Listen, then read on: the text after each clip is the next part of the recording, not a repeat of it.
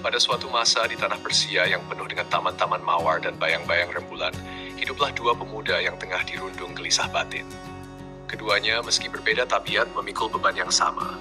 Dahaga akan kebenaran hakiki dan rindu akan perjumpaan dengan sang kekasih sejati, Tuhan yang Maha Indah. Pemuda pertama bernama Bahram.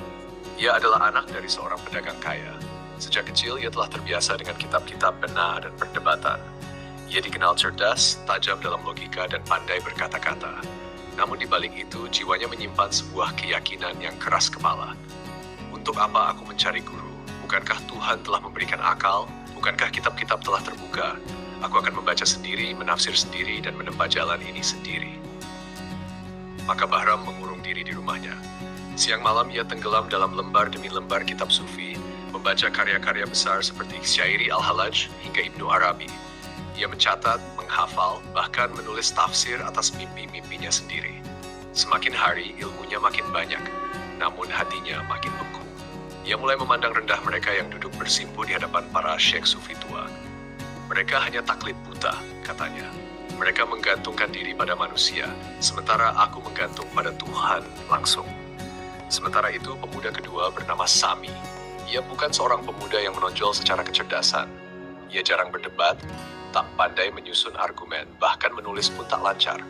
Tapi hatinya lembut seperti tanah yang basah oleh hujan pertama. Ia merasa kosong, tapi justru dari kekosongan itu tumbuh kerinduan yang dalam.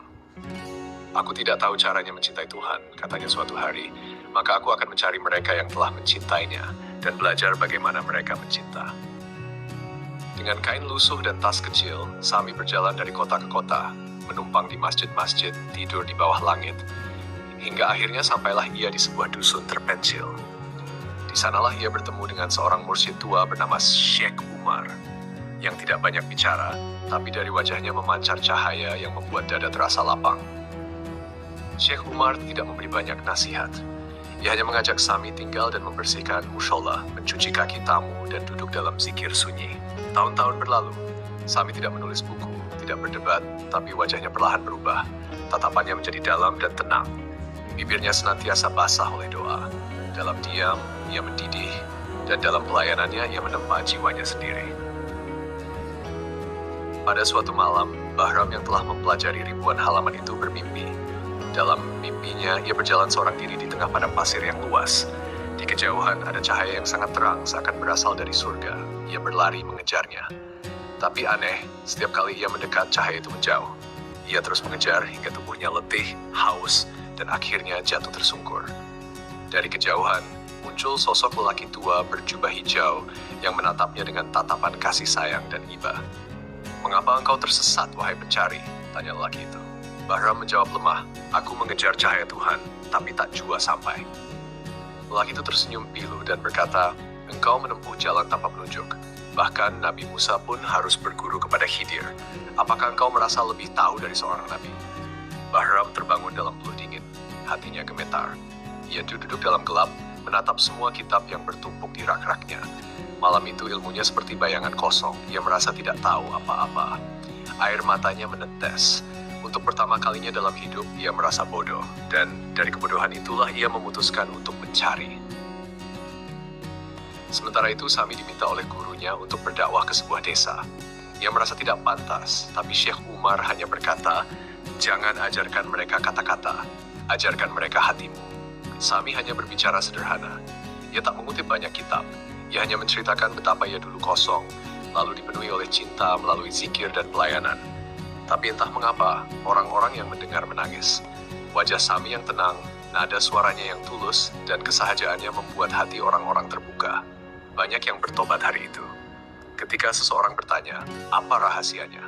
Sami menjawab pelan, "Aku tidak tahu apa-apa. Tapi guruku menunjukkan bahwa jalan menuju Tuhan bukan lewat banyaknya kata, tapi lewat sirnanya ego." Beberapa bulan kemudian, Bahram datang ke desa itu. Tubuhnya kurus, wajahnya pucat, tapi ada cahaya kegundahan di matanya. Ia akhirnya sampai ke majelis Syekh Umar, dan di sanalah ia melihat Sami duduk bersila, tenang seperti air telaga. Bahram mendekat, lalu bersujud di depan sang guru, dan menangis seperti anak kecil. "Aku telah menimba ilmu dari banyak buku, tapi baru hari ini aku merasa belajar." Syekh Umar mengangkat wajah Bahram dengan lembut dan berkata, ilmu tanpa guru seperti kapal tanpa nahoda. Ia mungkin mengapung tapi akan karam saat badai datang. Tapi ilmu bersama guru adalah cahaya yang dibimbing lentera. Ia tak hanya mengajarimu kata-kata, tapi menuntunmu untuk menjadi fana dalam cinta. Hikmah ilmu adalah cahaya, dan guru adalah lentera. Tanpa lentera, cahaya itu akan membutakan, bukan menerangi. Hari-hari berikutnya, Bahram tinggal di sisi Syekh Umar bersama Sami.